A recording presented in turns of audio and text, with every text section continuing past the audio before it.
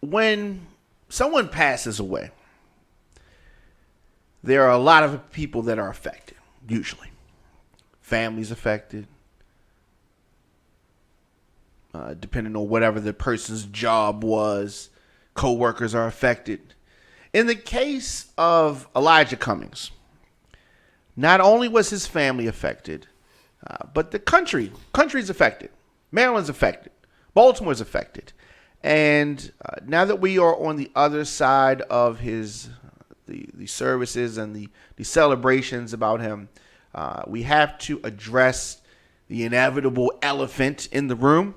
Who's going to take over as the representative from the 7th Congressional District, which he served in this position from 1996 up until his death. Now, the district includes just over half of Baltimore, including the majority of the black areas in Baltimore County, as well as most of Howard County. So we're gonna talk about that. Of course, man, Don McKay in here, the Don McKay Show, Radio on Fire Studios here in Baltimore, Maryland. Of course, we are here weekdays. New episodes dropping 4 p.m. RadioOnFire.com. If you want to catch past episodes, you can go to RadioOnFire.com/Don McKay. Also, YouTube, Stitcher Radio, SoundCloud, a number of places, Periscope. We also are streaming a lot of other places. But the easiest way to get us, RadioFire.com. So, Nikki, also in the building. How you doing, Nikki? I'm good. How are you? Very good. A lot of things on my desk.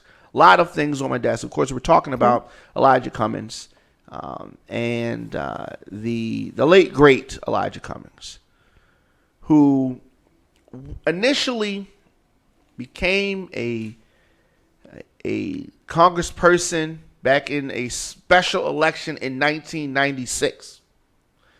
When Elijah Cummings got his seat, I was promoting a record that I produced called "Hey You Knuckleheads." So that's just to let people know what was going on at the time. I love that song. Right? So, that's what was going on then. And then, so we fast forward to where we are now. And I think that we are headed down a road that's going to be very interesting. Very interesting. Very interesting. We are in some exciting times. We're getting ready to see some very exciting things happen. Why do I say that? You want to know why I say that? Why do you say that? Because you probably want to know. Why? What's he talking about? Why is he saying that? So, when Elijah Cummings jumped into this special election, somebody had to be in this seat for him to have the special election with, right? Sure. He defeated the Republican who was named Kenneth Condner. Okay? Right. That was the Republican. Elijah Cummings, obviously Democrat. He got 80% of the vote. Special election. Okay. All right. So before, when he was in the seat, somebody else was in this seat. Somebody else occupied the seat that Elijah Cummings had to run for. Right? And that person was Kweisi Mfume. Did you know that? No. not until recently. A few minutes. Okay. Yeah. A lot of people didn't know that, right? But there was a special election. Okay. Because Kweisi Mfume did something.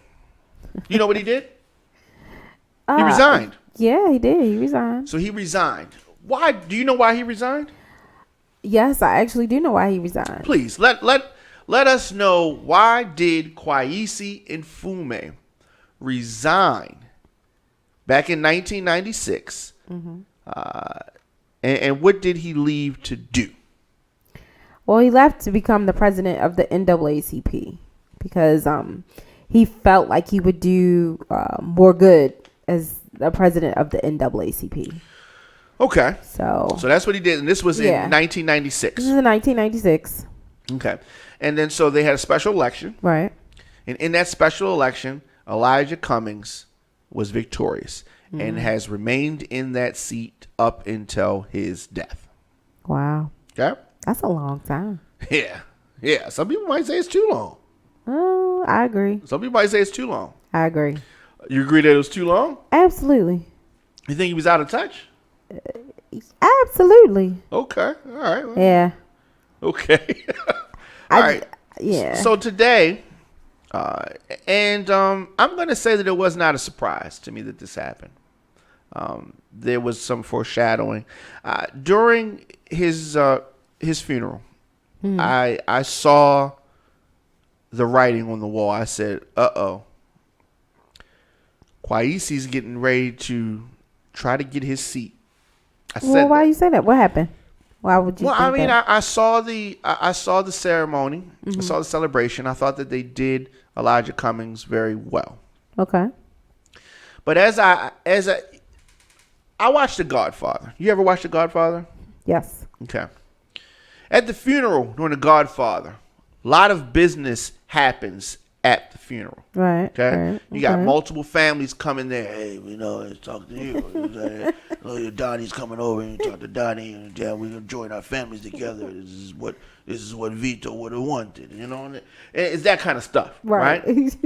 That was happening at the funeral of Elijah Cummings. Was it? In my opinion. Oh, okay. Okay, my opinion, there was political business happening. So wheeling and dealing. Wheeling and dealing. Okay. This happens at a lot of funerals, right? Yeah. But at this funeral specifically, because these people, you had people that were coming out with agendas. Okay. Absolutely. Hillary Clinton came there for a reason. Yes, she knew Elijah Cummings. Yes, they wanted to pay him respects. But in addition to that, Hillary Clinton didn't have to get up there, right? She didn't have to. She wanted to. Okay. And she wanted to, therefore, she has an agenda. Yes, she has a new book out, but this wasn't about her book. Okay. I think, me personally, and I've said this, I think Hillary Clinton is going to jump in this race. You think so? I do. And Wow. if you are, or she's considering it. Now, if she decides to or not, speaking at Elijah Cummings' funeral was a good platform for her to say, hey, remember me? I'm the chick that almost became the president. Right. Right? Okay. And if I decide to run, it's going to be for my good friend Elijah. You know what I mean? Right. Right. But Hillary wasn't the only person up there that I thought was selling. Now, yes, these people love Elijah Cummings. Okay. But also, they're living on and they have agendas. And they used, in my opinion, his ceremony as a point to show love for him and remind people, I'm still here. You know, show me some love too. Right. Now, Kweisi Mfume spoke, and I saw it. I just was like, okay, I haven't seen him a lot, right? True. To me, he's like semi-retired. Where has he been? Like, where has he chilling, been? right? But he came up, and they may be friends, and that's fine, right? But why right now are we seeing you, and why are you selling so much? Why are you telling us, you know, when you get up there and you talk about how good friends you are, to me, it's for a reason. Right. What's the reason? And I knew the reason. Right? But I thought it's too soon for me to start throwing these accusations. I'm just going to chill. Right? So I chilled. Now, there's another person that was up there. I saw two opponents, supposed to be friends, but they were opponents or future opponents. And that is the widow of Elijah Cummings, Maya Rockamore Cummings. She's also a politician. Lesser known than Kweisi Mfume, Right. but a politician nonetheless. Both of them have run for office and lost in campaigns. Hers more recently than his. Okay. But I thought they were on that stage to sell. Not his widow. His widow to sell. She was not on stage to. I mean, she was. She was on stage to sell. What? Now, but she was also on stage to mourn Right. Elijah I Cummings. think that was the most. That's. But let me say why this: she was there. she's a politician. Well, yeah, She's launched an exploratory campaign to pretend to act like I'm trying to see if I'm going to run. She's really going to run for his seat, right? She's going to run right, okay. because she's a politician, right? Who's 20 years younger than him. She is a capable and able lady. I've met her. She's more than capable of doing this job. Right. And you are the widow of this congressman, right? Right. Who better to push forward his legacy than his wife, his widow, right? If she's a politician. I'm not saying she was a seamstress and decided to pick up the mantle and that she'll be a politician. She was already a politician. Right. Right? Yeah. There's also rumblings out there that friend of the show, Stephanie Rollins, is thinking about running. Really? Yes, friend of the show. Okay, she's a friend of the show. Okay, so yeah, but I'm beating around the bush. But today, Kweisi Mfume announced his candidacy for the 7th Congressional District, formerly held by the late Elijah Cummings, his friend. Today, at the historical Reginald F. Lewis Museum in downtown Baltimore. So he wants to take the reins back. He wants to take the reins back. Okay. Let's take a look a little bit at his announcement. Today we're here in a situation that is a little awkward, I think, for all of us. A month ago, I would have never imagined that I would be before you this afternoon in this capacity. A month ago, my dear friend Elijah was alive and well, and we were all on the phone or in other places, or some even at his bedside, cheering him on to good health as he was pitted against the president, who was the personification of everything that he and I both thought was wrong. Today we're here without Elijah, but his memory and his spirit to fight back and to fight on is alive, well, and flourishing in all of us today. It is out of that unpredictable reality that I stand here before you today. Out of that confluence of facts and occurrences that has brought us to this point where I honestly believe that I've got to find a way to make sure that all he and others fought for is not lost, tossed to the side, or forgotten.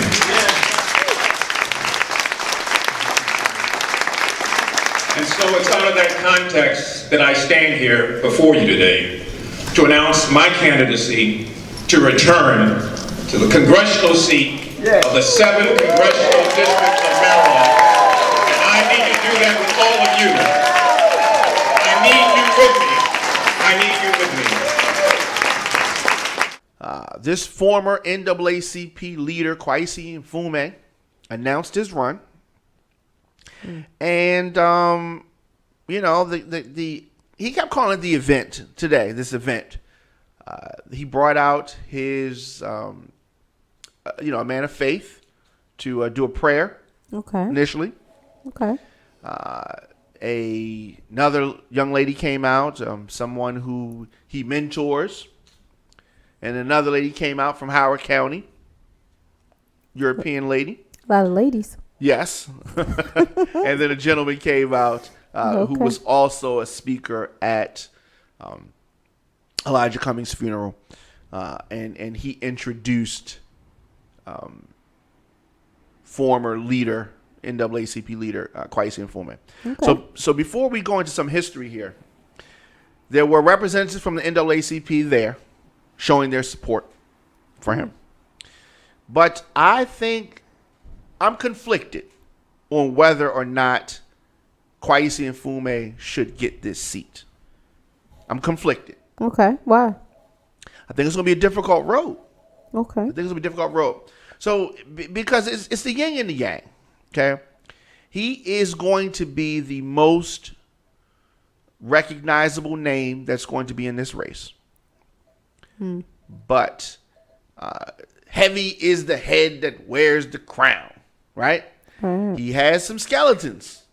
I don't even know if skeletons is the right word. He has some baggage. Skeletons is some stuff we don't know about, right? He has some baggage. Let's talk. Let's go back and talk about some of the things. What are some of the challenges that you think Mr. Mfume may have in this attempt to get the congressional seat formerly held by Elijah Cummings? Well, in 2005, the Baltimore Sun reported, that he had allegations of nepotism and sexual harassment. So, okay, those are huge. Nepotism. Yes. Nepotism is something that is in the forefront of conversation now as it relates to president and his children, as it relates to Joe Biden and his son Hunter. Why did he name his son Hunter, by the way? I don't know. But nepotism. And what was that other accusation? Sexual harassment. Sexual harassment. All right. Let's go back to nepotism. Nepotism, to me, have you ever experienced nepotism from the standpoint of you see it happening to somebody else? Definitely, it happens all the time. I mean, I kind of think that I probably was a nepotism was beneficial for me at one point in time. I think. Okay. So it happens. So now, if you worked on a job and the boss's child gets elevated above more deserving people, that generally makes the people upset, right? But is that what nepotism is? That's one form of it, yes. Meaning that you're promoting your relative because he's your relative or she's your relative above other people. But okay, so the definition of nepotism doesn't. What if that person is qualified though? Yeah, but so I'm saying it doesn't involve that at all. Does it just say that this person is promoted or because of who they know and nothing else? Yeah, no, it's the practice among people with power or influence, okay, to show favoritism to their relatives or friends, especially by giving them jobs. So it's not that they have, no qualification. It's that you're showing favoritism to friends or family members.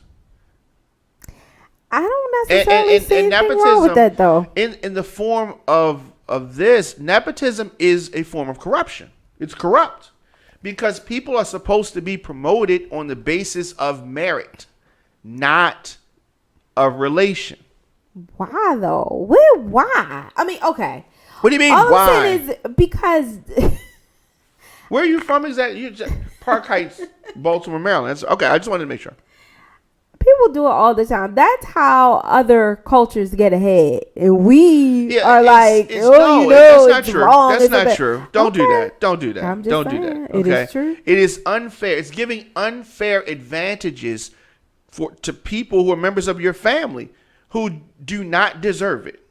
Okay, if you earned it and you deserve, and you're the most qualified person, and you're a relative, that's not nepotism.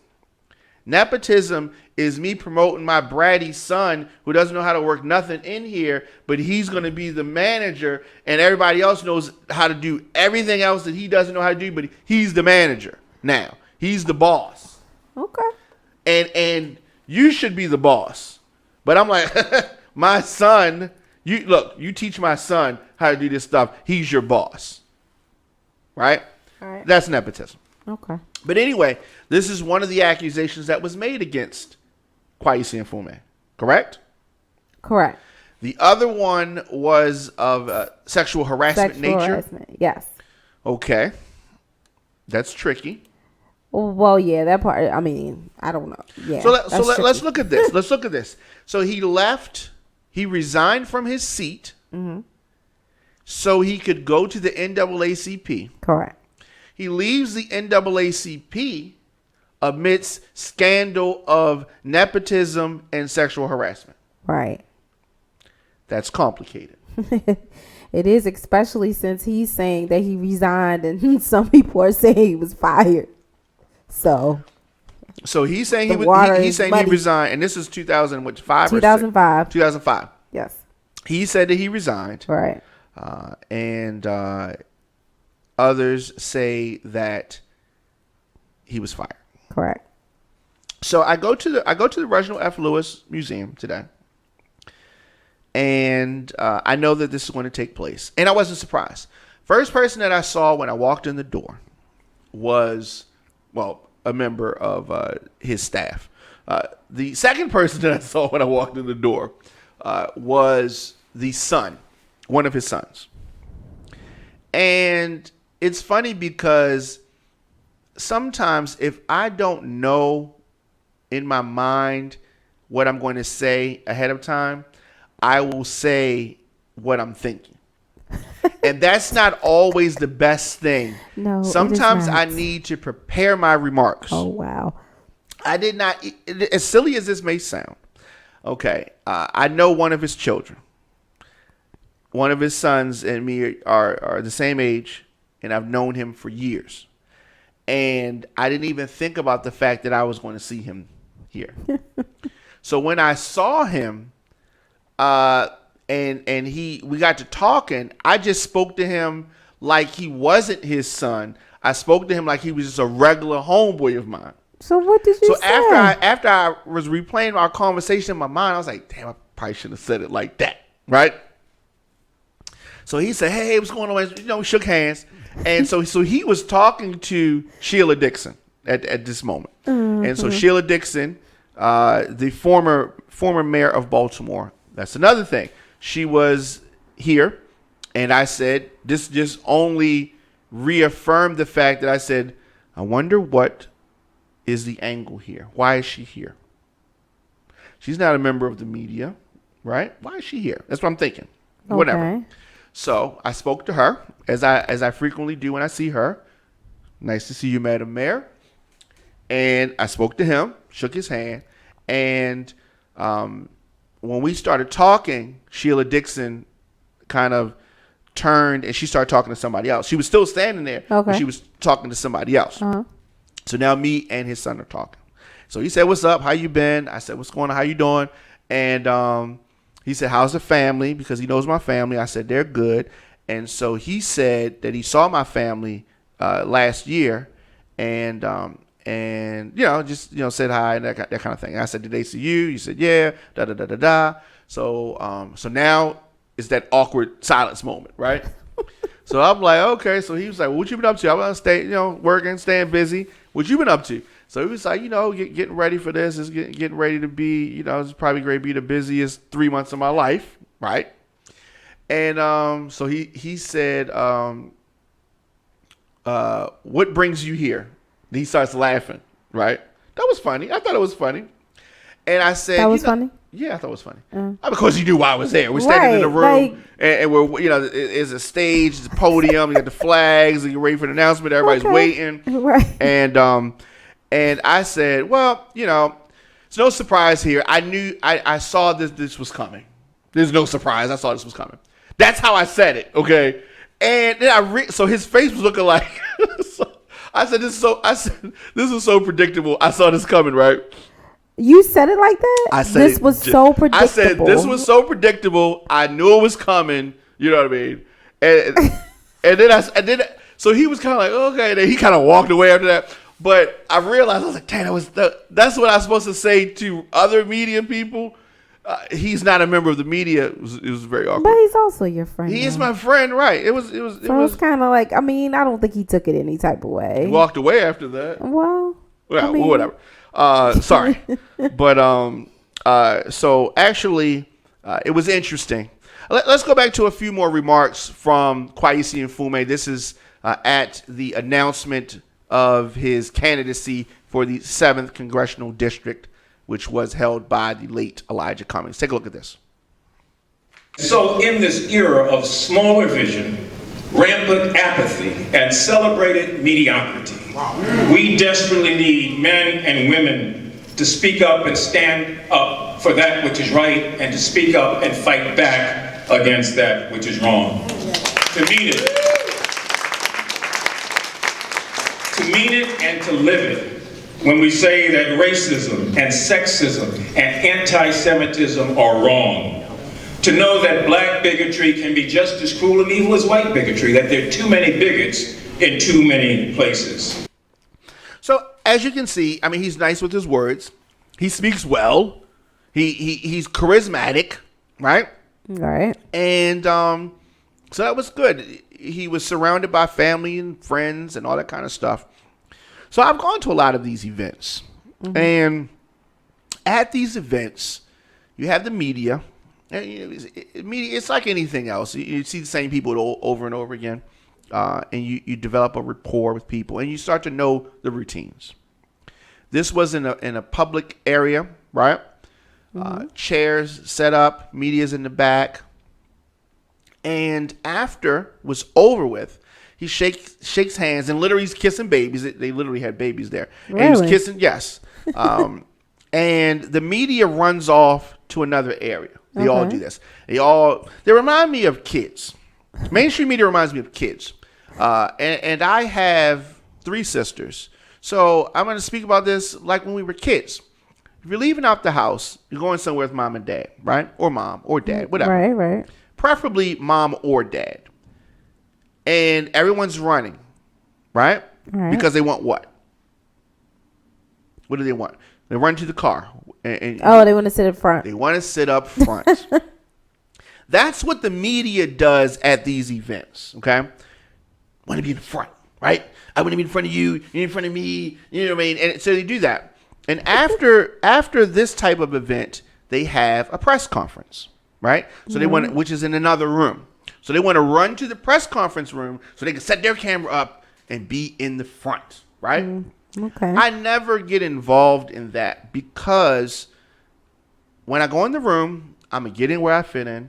I'm from Baltimore Hilton, and I have no problem getting in a space, right? Also, Radio on Fire is an independent operation, and I didn't have another person to go in the room and get my spot. So,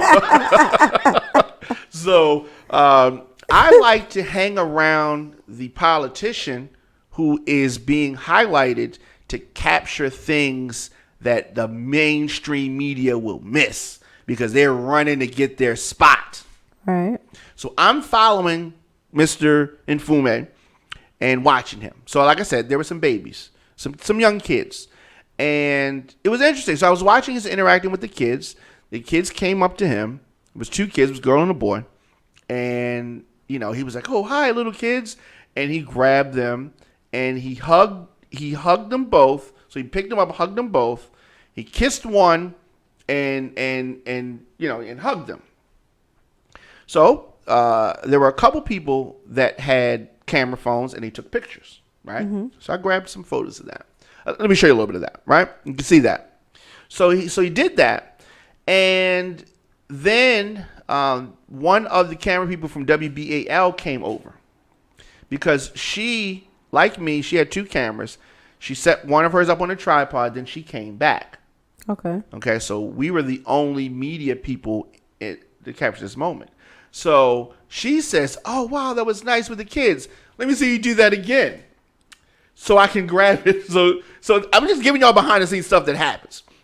So he did it again. And this is the part that threw me off.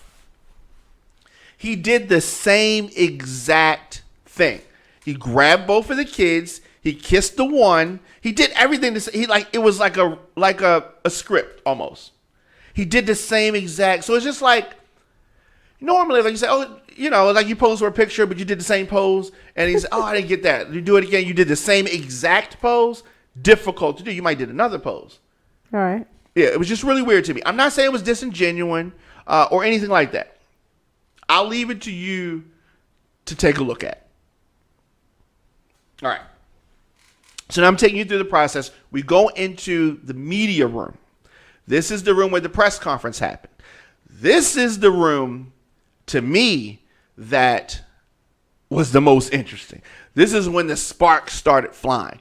This is why I said that this candidacy is going to be hard fought, because it was announcement day for him. This is a big day. But no one in the room, none of the press in the room cut Kweisi Mfume any slack. And nor should they, because they addressed all of the things that opponents for this position can throw to were addressed in this room by the media. And for some strange reason, he did not seem ready for it, to me. He wasn't ready? I don't think he was. Okay? Tough questions came. Tough questions about the allegations against him. Okay. Not so much the nepotism, because like you said, they didn't look at nepotism as being that bad. Right. However, it happens. Questions about sexual harassment came up. It was early. Listen to Kweisi Mfume's response about sexual harassment allegations against him in the past. And I hate to do this on an announcement day, but we know there was one settlement with one person, one woman from the time of the NAACP. Were there any other settlements? There are absolutely none that I'm aware of, and I'm glad you raised that question. I really am. And it's all right that it's announcement day. You know, accusation, innuendo, and rumor are ways to achieve things that sometimes people can't achieve otherwise. See what I told you? I told you. So when that happened, you could have heard a pin drop in the room when the question came. I don't think he was ready. Surprisingly, I don't think he was ready for it. But then something strange happened. Something strange happened, because now that I'm thinking about it, maybe he was ready for it. Maybe he knew that it was going to come. And the reason why I say that is because one of his communication people started to go around to the media and pass out these pieces of paper. I gave one to you, Nikki. So they gave us these pieces of paper. All right, Nikki, if you can read the title of this paper. National Organization for Women endorses Mfume. Yeah. And so wow. Read that first sentence. U.S. Senate candidate Kweisi Mfume today accepted the endorsement of the National Organization for Women, now Political Action Committee. Now is 500,000 member organization with 550 chapters nationwide. Its primary goal is to bring about equality for all women. Yes, and so he talked about this endorsement that he received from them, and this is not now. This is when he was running in the past, and he said that they endorsed him, and basically that means I'm good. You know what I mean? I'm good. But they endorsed him. This is dated to September 7th, 2006. Right. Is the date on here right? No, the date is right, and that's why I said he ran in a campaign in 2006, which he was unsuccessful in. We're going to talk about that. But this was to remind people that during this campaign, after I had these allegations, maybe you forgot, but the National Organization for Women endorsed me. So I couldn't have been that bad with sexual harassment. That's what he's trying to say. Okay, that's what he's trying to say. And I thought they were talking points about what he was talking about, some things about, now. One of my colleagues from WBAL, when she read the first line, she was like, I don't want that paper. That paper out of here. Right? But he said those things. Because we worked in the same environment, so I didn't run away from it. I addressed it for voters. And interestingly, for the other alleged allegations that you spoke about, I think the best proof in that is what happened at the end of the campaign, when the National Organization of Women, the most respected organization that I know representing women's rights in those days, concluded that they would not just stay out of the race and not endorse Ben Cardin or myself, but rather they chose to get involved after reviewing all the facts, and they gave me their unqualified endorsements. So here's the difficulty. Here's the difficulty. You are going for the seat of the late Elijah Cummings, who coincidentally replaced you after you resigned, right? Right. Mm-hmm. Over 20 years ago, right? Right. So if we said that Elijah Cummings could have been out of touch, could Kweisi Mfume, who was in office more than 20 years before, be also out of touch? Is that possible? I think so. I think younger blood needs to be in these seats now. It's a new day, and some things need to change. Yes. And I think that some people may agree with you yeah. on that. If he gets in, it'll be more of the same, I think. Well, that's interesting. One thing that Kweisi Mfume said, because I do think that this is something that he has to address, he said about what you're saying is that I am a person who will be ready on day one to start this job, because he's had this job before. I think that is something, that's a strength of his. Because he's had this job before and he knows what to do. He said that he knows half of the people that are in Congress right now. Half of them know him. He also said that coming back, he will get a great deal of his seniority back because of the work he's already put in. Okay. So is that a strong point for you, or does that not impress you at all? That doesn't impress me at all. Okay, you know some people. What?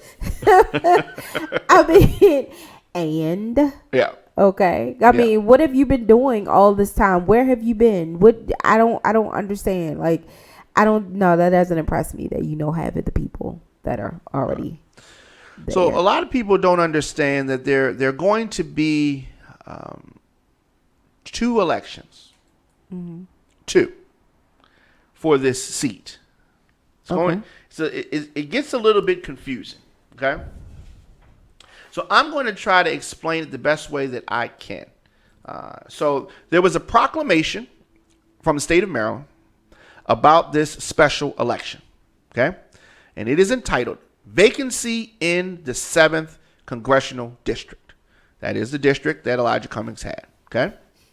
Now, the United States Congressman Elijah Cummings served in the United States House of Representatives for Maryland's 7th Congressional District from 1997 until his death, October 17th, 2019. Okay. The death of the congressman created a vacancy in the 7th District. The vacancy must be filled to ensure that the citizens of Maryland have full representation in Congress. Okay. So we're talking about in the House of Representatives, somebody needs to step in, right? Mm-hmm. Okay. So this is from now, therefore, Lawrence J. Hogan, it's Larry Hogan, okay, governor of the state of Maryland, by virtue of the authority vested in me by the Constitution and laws of this state, and Article 1, Section 2, Clause 4 of the Constitution of the United States, hereby proclaim effective immediately. This special elections to fill the vacancy, a special primary election, shall be held on February 4th, 2020, to fill the vacancy in the office of the House of Representatives of Congress, 7th Congressional District. So, February 4th, there will be this election. And that election is only to serve out a period of the term. Okay? Now, because let's keep in mind, we already have an election coming up in April, right? This is going to be tricky because this is a special election ahead of the election that we already have that's coming up for mayor and for president. So this is February the 4th that they want people to come out and vote for this special election. Then a special general election is going to be held on April 28th to fill the vacancy in the 7th Congressional District. That's why I said it's going to get confusing, because they want people to come out and vote February 4th for this special thing, Right. and then April 28th. Okay? Yeah, Confusing, that right? is Is that confusing? Absolutely. You know? All right. So we're gonna go in a little bit and talk about the candidates, and they have to declare and da da da da da da da. So a candidate who wants to get this office, who wants to seek the nomination by principal political party, you got to contact the State Board of Elections, file a certificate of candidacy, and you got to do this no later than November 20th at 5 p.m. Okay? So people, they opened up the ability to run for this office on October 30th. So they had less than 1 month to make this decision. And Kweisi Mfume has made his decision, and today he made his announcement. Okay? So, I think that the wife of Elijah Cummings is also going to run. Now, when you have a friend of someone and the wife of this person, it was supposed to be two friends, we're going to be running for this same office. Don't you think that beef is going to come here? We're going to have some more than a little bit of political competition, no? Well, absolutely. Would you be offended? Who, me As the being, wife, as the widow, wife, as the widow. being offended that Kweisi was running? Yeah. No. So, say we were married. Uh-huh. Say something happened to me. Uh-huh. And say Greg is running for my seat. Okay. And you're running for my seat. Right. Or you're thinking about running. But he didn't talk to you. He just decided to run. Oh, you didn't say that. So you don't think they had a conversation? Well, he was asked, did you have a conversation Oh, what did he with say? her? And actually, I think it's good. Let's go to Kweisi's answer for whether he had a conversation with the widow, Maya Rockamore Cummings, about running.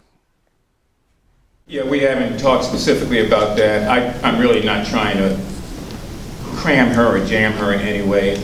She needs time, like any other grieving family member, to sort of deal with her soul and her loss. And at some point in time, for all of us, when we're in that situation, the cloud starts to move away, and then we know what we want to do and if we want to do anything and that sort of thing. So, no, we have not sat down and plotted and planned. We have had discussions, and I don't know if I can say anything more than that. You know, I know that this has been tough for all of us, but when you're a family member, it's tougher. So, as you can see, he said he did not have a conversation with her. He said she's grieving. She's grieving. So I did, you know. What? Look, we got till the 20th. We got till November 20th to make this move. I got to make a move. You know what I mean? I would feel some type of way. And I think she does. I would feel blindsided. I think she does. Like, she's probably been over to the house and sat at their table and, you know, hung out a little bit and all that stuff. Eating and her macaroni and cheese. Right, and you couldn't tell me. You couldn't, you know, I mean. But really? in his defense, you know, is this the time to bring this up while we're you know, grieving? Yes. Is this the time to bring this up? I understand that you're grieving. However, I didn't want you to find out when everybody else did. And I apologize for the timing. However, I want to make sure that, you know, we're still good. And I just need to let you know what was going on. Right. It's a way to say and I agree. communicate everything. Don't use that as an excuse. So when he was asked why he's running, which I think is a great question. Why now? Why are you coming here now to run? And he said that he wanted to continue the legacy of Elijah Cummings. Okay. Well, I think maybe that's probably true because if you know, with Elijah still being around, he didn't want to run against him. You know what I mean? So he just wants to continue. Okay. I have mean, a that's a problem with friend. that. I mean, I hear you. Here's the challenge of that. Who better to continue his legacy than his widow? Who knew his thoughts more intimately than his politician widow? She knew. If you want to run to continue his legacy, this is if I was advising her. You want to run to continue my husband's legacy, then you would be better served to endorse me, his wife, because I knew what his legacy was. Well, that's true. I think he sets himself up because everyone's going to want, most people are going to want to support the widow, right? Wait, so that's the platform he's running on? I'm Yes, running to yes, continue. yes. Yeah, that might be that. So- he's shooting so- himself in the foot with that one. But here's the challenge that Maya would have if she runs. Kweisi is more known. She's a lesser known factor. People don't know a lot about her, All right, right? that's true. And she's the unknown. So she has to run. She has to attach. She has to do what I call draping yourself in the American flag, right? She has to completely embody the whole Elijah Cummings thing and keep going the wife of. And some people may look at this as nepotism almost. It is. Hey, it is. So they just gonna put if her she in his wasn't- seat because that's his wife. That Is that nepotism? Nepotism at its best, absolutely. Because if we're looking at who's more qualified, Right, it's right. Kweisi. It's not her. Okay. So I mean, I don't know. And I'm all about the girl power. I've seen some people online say that they want new leadership. They're tired of the same old people. Right. I get it, but And should it be her though? I don't know. This could do it. And I thought that Governor Hogan was making this complicated so a Republican could slip in because that can happen. That can happen. I did meet 2 Republicans today that were at this announcement who said they will be reaching out to Radio on Fire because they are making announcements for this seat in the near future before the 20th. So this is going to be interesting. To say the least. Yeah, to say the least. So I think that we are waiting to see whether Maya Rockmore Cummings makes her announcement. I think that she will. So while Kweisi Mfume was on stage, he acknowledged several people that were in the building. He did acknowledge Sheila Dixon in the building. He referred to this person as his adopted son and former assistant, Pastor Jamal Bryant, who was also in attendance. And Jamal Bryant was there? Jamal Bryant was there. He thanked him for flying up to attend. He was there, and so it's interesting. Another interesting thing that happened. Jamal Bryant in the past, if y'all remember, in 2016, was running for Elijah Cummings' seat. Oh. But he bowed out of the race at a point. But I thought that was interesting. The irony, so much irony there, so much irony. But we're gonna follow this and see how this goes. Special election, Kweisi Mfume, does he deserve to get the seat of Elijah Cummings? Kweisi Mfume, should he get this seat?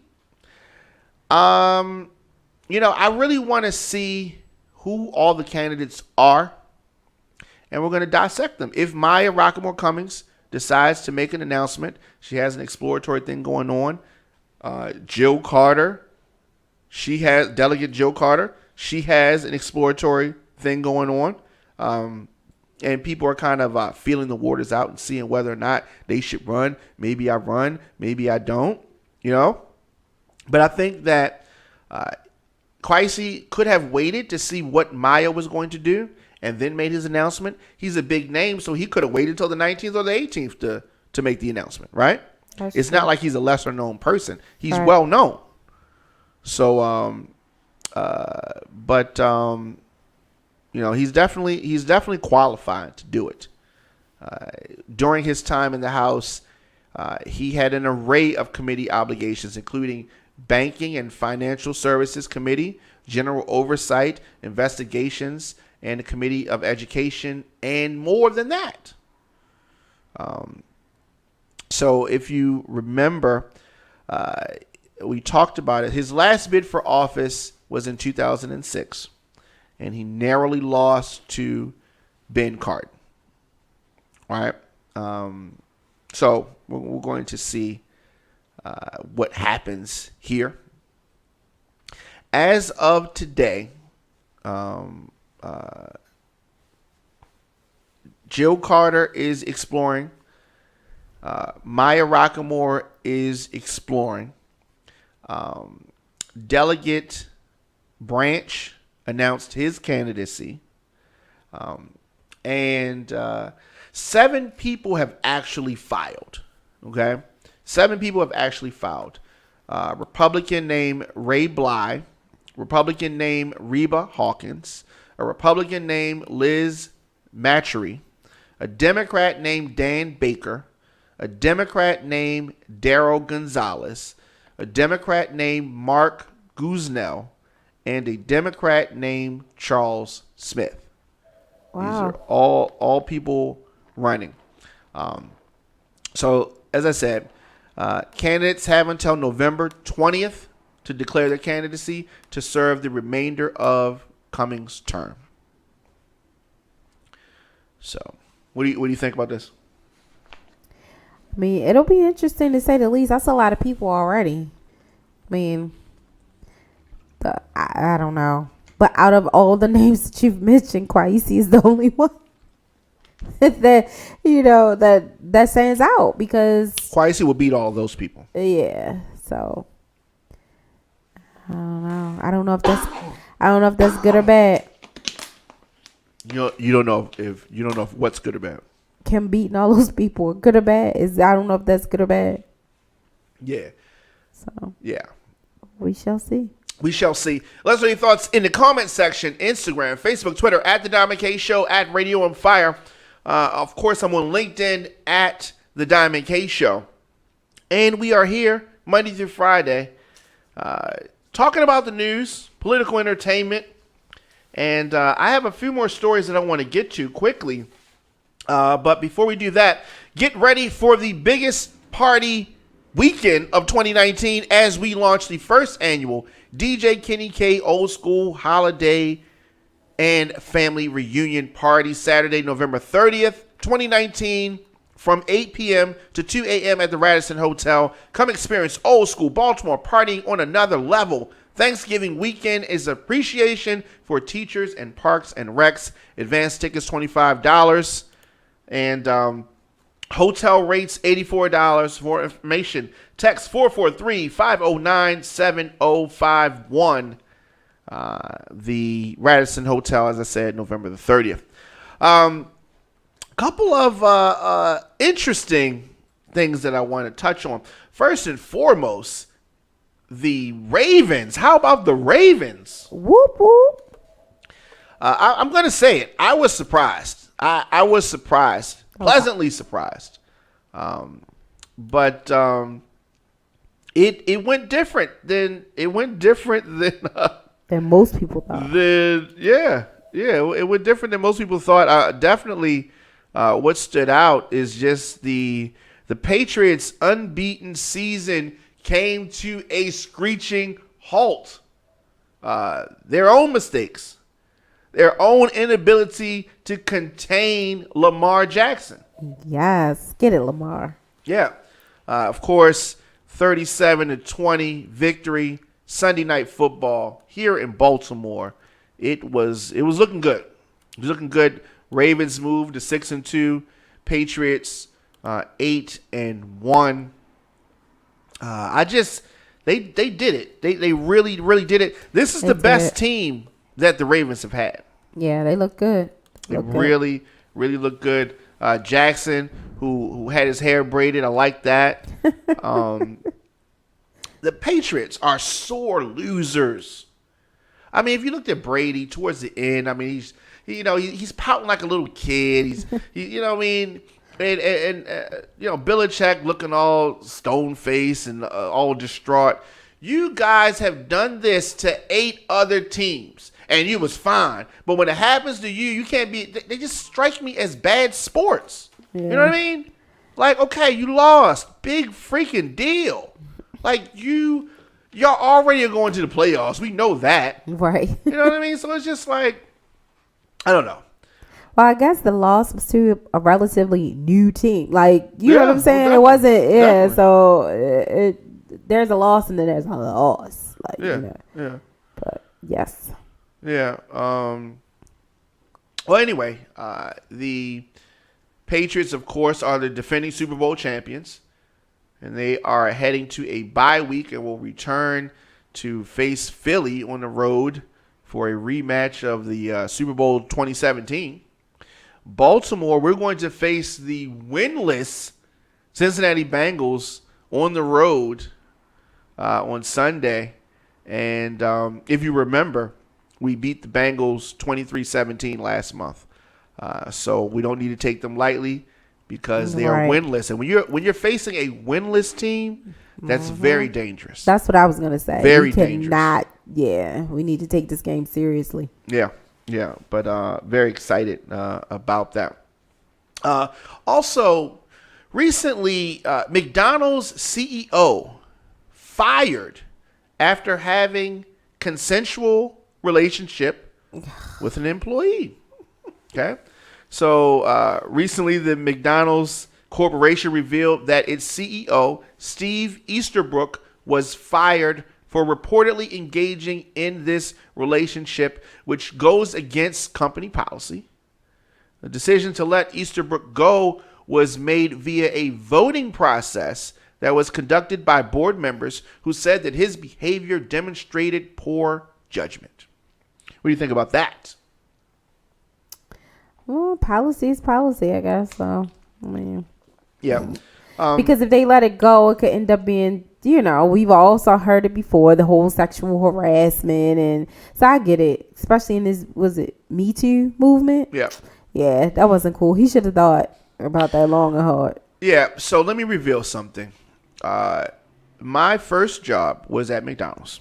Okay. And one of my managers, did you know this story?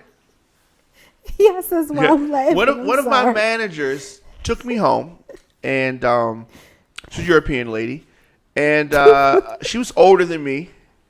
She was not the manager of the store, but she was like an assistant manager. Took me home, and I remember one day in particular, we got to my area, my neighborhood, Baltimore Hilton, and we were talking, we were having such an engaging conversation. And she said, well, do you have to go in the house now? And I said, no. I mean, just looked at the time. I was like, the street lights were on, but I was coming from work, so I didn't have to necessarily be at the house right at that moment. I had some time to hang out. So she said, would you know somewhere we can go and just drive and park and just talk some more? I'm oblivious to this. Of course, yeah. Go up by the rec. So we went to the rec area. So before you know it, she kissed me. Right? She kissed me. How old are you? 17. Uh-huh. No, 16.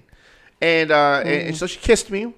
And I kissed her back. You know what I mean? And so, windows fogged up, that kind of thing. And so we did that several times after this day. Right? I couldn't have female company in my house, especially at like 11 o'clock at night. Yeah, I'm 16. Right. I'm in high school. Right. Right. She was a grown woman. She was like 20. Okay, so she's probably 24. What? Yeah, so you didn't tell me this morning. When his baby and Patrick Swayze, that age was fine. But so we did it a few times. Yeah, and so I realized that it was wrong though. After a while. Oh, definitely. After a while, I realized that it was wrong because she was different than girls my age. Like she was, I mean, I know I'm 17, but and it's it's not that many years, but she was significantly different. You know what I mean? It came off differently. You know what I mean? And yeah, it came off differently. But I ended it. You know what I mean? Because she wanted to go further. Okay. Right. And But did you feel violated though? Like, you said you knew it was wrong, but did you know it was wrong because why? Because you were like, wow, that she's older than me, I shouldn't be doing this, or she shouldn't be doing this to me. Why? It's funny. I've never spoke about this to this degree. I feel that it was wrong? That she was like, yeah. Did you feel like violated? I don't, and it's funny. I don't really know what I felt. I can't really describe because like in this story, it was consensual. But right? you're a kid. She's a whole adult. But I was a kid. Right. I was a kid. Yeah, definitely. And I felt after a while, like it felt different. Like, I mean, I had fooled around with girls that went to school with me. Right. But that was different. Like, we were sneaking around on a half a day. It didn't go too far. You know what I mean? Okay. Like, right. I felt that there were a certain amount of guardrails that existed with girls my age. Right. Absolutely. That with her did not exist. Right. You know what I mean? And so she was speaking about things and getting together in ways that were past where I was. I was a real 17-year-old. Like, 16, right? You know what I mean? But I was going on 17. Okay. So after a while, she wanted to escalate further than kissing in the car or in the break room and different things like that we did.